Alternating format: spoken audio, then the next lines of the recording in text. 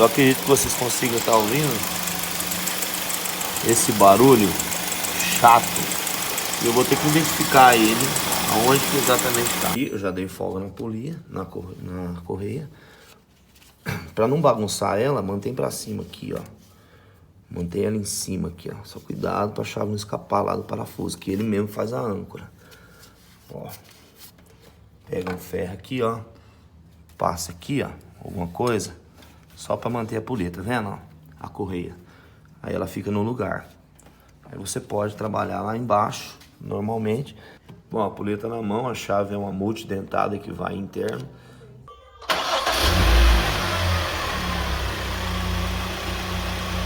Bom,